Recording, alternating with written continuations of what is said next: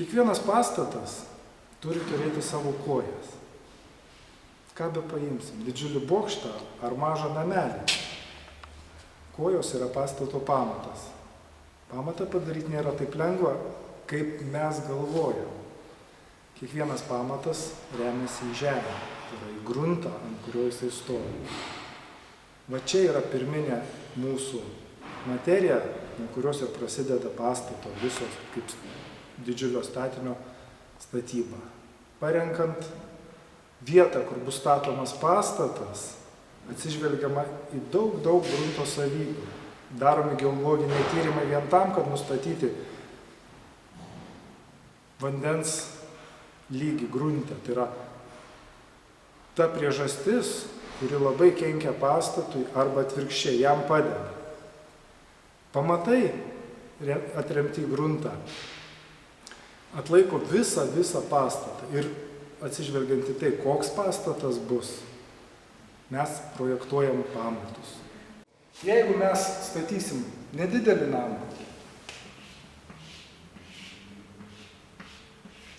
jam užteks nedidelių pamatų, jeigu bus parinktas geras, jeigu toje vietoje gruntas yra geras. Paprasti pamatai pas mus gali būti juostiniai, surinkti iš pamatinių blokų, tačiau reikia atkreipti dėmesį į tai, kad jeigu pastatas neturi rūsio, gylis, iki kurio turi būti pastatytas pastatas, turi siekti neperšalamą zoną. Tai yra, šaltis neturi pasiekti pamatų dugną.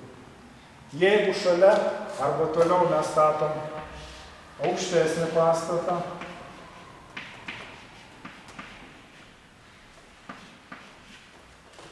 šiam pastatui mes pamatus rinksime visai kitokius. Taip, jeigu gruntas tvirtas ir uolingas, galbūt užtektų ir negilių pamatų. Bet paskutiniu metu labai populiaru ir paprasta daryti polinius pamatus. Tai yra, kada daroma pamatų sija, o po jie yra įrengiami poliai, kurie siekia tvirtus gruntus ir lengvai atlaiko visą pastato svorį.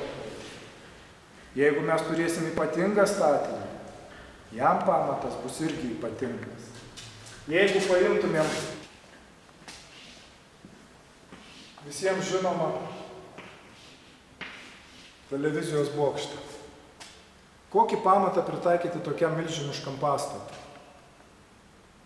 Kaip išlaikyti tokį pastatą nenuvirstantį, kada vėjai sukelia didžiulės jėgas ir pastato viršus svyruoja ypač stipriai? Šitokiam pastatui buvo pritaikyta unikali konstrukcija, tai yra pamatas daromas sūpuoklės principu.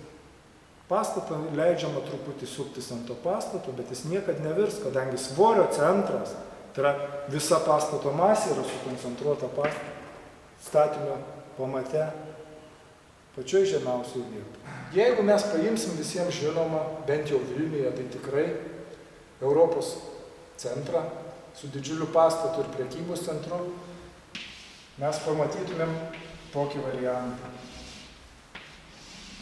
Šalia neaukšto prekybos centro stovi didžiulis 33 aukštų bokštas. Jeigu kas buvot viduj, pamatysit, kad grindys tiek vienam, tiek kitam pastate yra vieno lygio. Nors po bokštų yra daroma ištisinė plokštė pamato. Po prekybos centru daromi griežtiniai pamatai.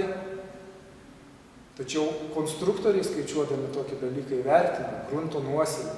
Tai yra, kiek pastatas nusileidžia arba susminga į gruntą.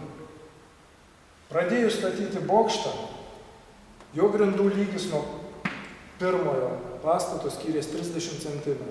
Tai yra, bokšto grindys to paties aukšto buvo 30 cm aukščiau negu prekybos centro. Baigus statyti pastatą, grindys tapo vienam lygiai. Supraskit, kad skaičiavimai padeda mums pastatyti tai, ko mes norime.